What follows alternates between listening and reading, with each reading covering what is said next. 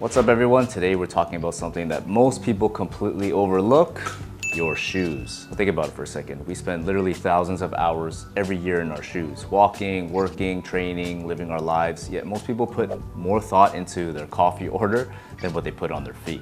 So here's the thing, investing in the right shoes just isn't about comfort or style.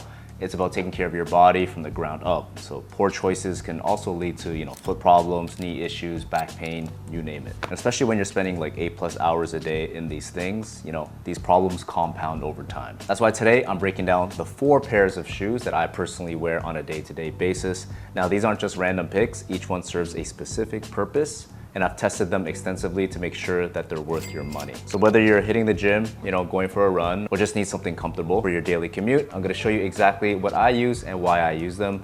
No sponsorships, no affiliate links, just honest feedback from someone who takes their footwear very seriously. So if you guys are tired of wasting money on shoes that don't last or don't perform, stick around for this whole video, because by the end of the video, you'll know a little bit more of what I look for in shoes, and maybe you can make a more sound decision on your next pair as well. This is a very subjective review, by the way, so obviously don't take this as your shoe Bible. Just go on and try for yourself. All right, so let's dive in. You all know I'm a massive proponent of getting your steps in, so let's start with my walking shoe of choice. I wear the On Cloudmonster, and I've put about 100 kilometers in these bad boys to give you my honest thoughts.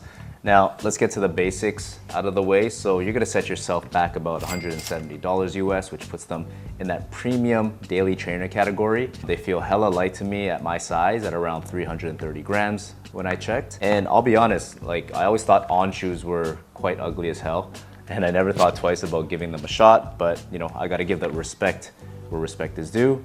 But their brand marketing is obviously quite strong, and I've been seeing On everywhere on so many other sports athletes and influencers now. And it's obvious they know what they're doing. So I bought these shoes mainly for my walking shoes, and man, they're the most comfortable pair of shoes I've ever worn, hands down. Maybe I haven't tried a lot of different shoes on the market, but I feel what I feel. And coming from a guy that used to buy shoes for fashion over function, what a friggin' difference, right? So thousands of dollars spent on Nike Dunks in 10 different colorways that I still wear today, don't get me wrong. But after changing to this shoe, like On and my Vivo Barefoot that I'll talk about in a bit, Nike shoes, as beautiful as they are, straight up hurt my feet now. So, crazy how a lot of us still live with uncomfortable shoes just to look cool.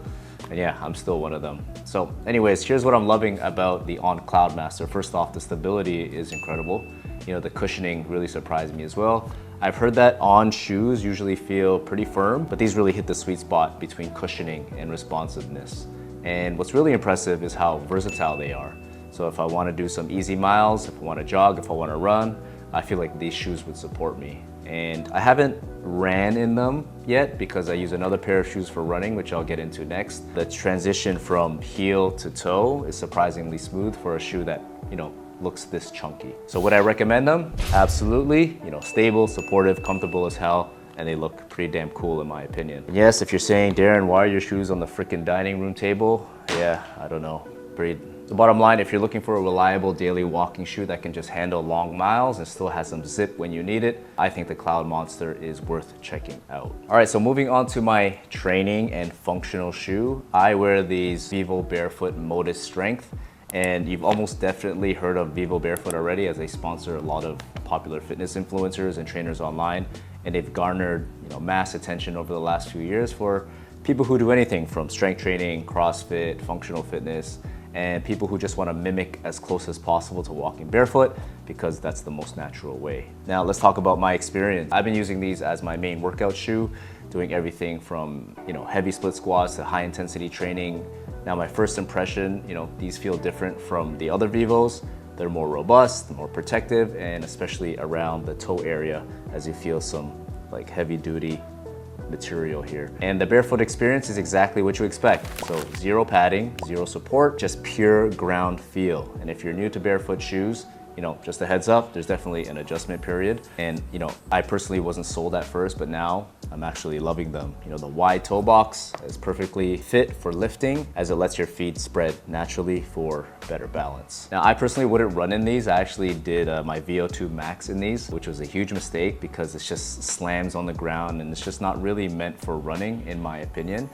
I mean, Yes, our ancestors did sprint barefoot, but not everything we have to do in modern age has to mimic, what we were doing thousands of years ago. I prefer a high heel and cushioning when I do run, and with the Vivo being so close to the ground, it's just straight up uncomfortable for me. So if you run on a sharp rock, for example, bro, you're gonna feel it. Moving on, what's interesting about these is that these shoes felt broken into from day one. You know how some shoes need that awkward break-in period? Not these Modus Strengths. The sole has these subtle indentations that make it feel like it's already molded to your foot. Now let's talk about durability issues, because that's what everyone asks about Vivos. Now I personally find that they are quite durable, especially during high intensity workouts involving movements like rope climbs or box jumps. And for the grip, it's held up pretty well so far, but I've mostly used these for indoors. The treads are pretty shallow, so I wouldn't expect them to last forever if you're doing lots of outdoor running. But for gym work, they're solid. A few criticisms about the shoe that aren't real deal breakers, but they're worth taking note of if you're thinking about buying them. An area for improvement is breathability. Now for me, the upper material kind of lacks adequate ventilation, making my feet feel extra warm when I have extended sessions, like long walks, for example. And the sizing and the fit is another little bit of a gripe that I have with them. I actually had to send the first shoe back because the sizing instructions did not fit my real foot.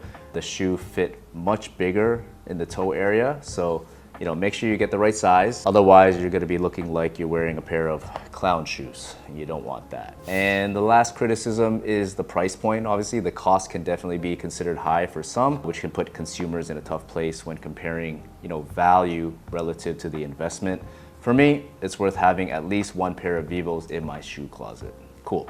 So to conclude, my honest take, while these are more robust than some other Vivo models, they're not perfect.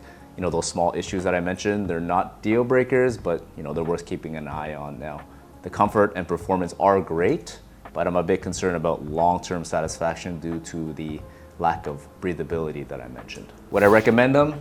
Yeah, if you're looking specifically for a barefoot workout shoe and understand what you're getting into, yes, they are worth considering for sure.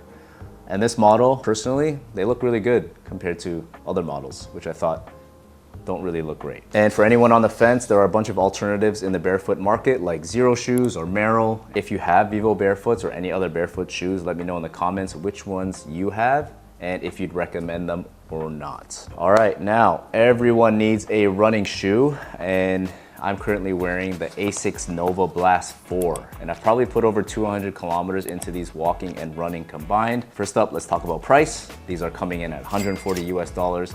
And can we just take a moment to appreciate this wild lime green colorway with a bright orange sole? Love it or hate it, it definitely stands out. So this is my first pair of Asics, and I bought them because a few of my running friends raved about them. And apparently they've revamped the outsole for better grip, added a new woven upper lining, and improved the tongue, apparently. Oh, and the heel flare. Super comfortable, especially if you have an Achilles issue. And I feel like most footwear brands are jumping on this massive heel elevated sole now, which I'm not complaining because it makes the heel and toe impact that much smoother. Now here's what I'm loving about this shoe. This shoe nails the balance between cushioning and responsiveness. It's truly a do-it-all kind of shoe. Recovery runs, easy miles, tempo work, even races if you want. And the comfort, personally, is top notch. No hot spots, no blisters, just a really solid lockdown shoe. And at $140, it's actually decent value compared to its competitors like New Balance or Saucony. Now, I don't really have any criticisms or anything negative to say about these. The only thing is that I'd probably not do a trail run in these because the grip doesn't feel too responsive on the trail terrain, so be wary of that. Bottom line, I'm very happy with the Nova Blast 4, and it's the most comfortable and versatile running shoe I've ever worn for running. That's that. Now, I contemplated doing a review on what shoes I wear to play basketball because I assume only a small bunch of you would find it valuable, but F it, let's do a quick one because basketball is my life, or was my life, and I only wear Kobe's. I've been wearing Kobe's since the first edition, and out of the 12 editions that they have now, I've tried up to Kobe 11. Now, these are the Easter issues, beautiful colorway, and this is a Kobe 8, my favorite edition. I've been wearing these for at least 10 plus years now, and I don't plan on changing anytime soon. Hopefully they just keep releasing.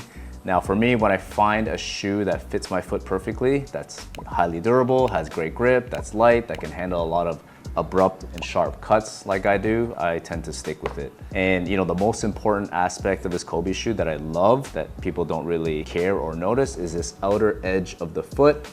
Not sure if you can see it, right? It comes out like that. Why? Because this little extra material helps prevent you from turning or rolling the ankle so you can avoid those god-awful ankle sprains. So if you look at it, if this is the floor right here, you know, if this material is out, it has less chance of rolling. But a lot of basketball shoes are rounded, and so it's quite easy just to roll your ankle and then, you know, shit happens. You know, I must have sprained my ankle 70 times in the last 20 years of playing basketball, but I've noticed that I've sprained them a lot less wearing Kobe's. So to conclude, Kobe's are the greatest basketball shoe ever made. Kobe Bryant forever. Rest in peace to the GOAT. You know, he's one of those people where his passing, I still think about to this day. I know I've never met him before, but you know, I followed Kobe and I respect his work ethic and I followed his journey since he was in high school. And man, that's just one of those deaths that have always stuck with me. So anyways, RIP. So that's it, folks. Those are the 4 main shoes that I wear on a day-to-day basis. I hope you found these reviews helpful, and if you disagree with any of my choices, or if you have better recommendations for training, walking, running, or basketball shoes, please let me know in the comments. I will see you guys in the next video. Peace.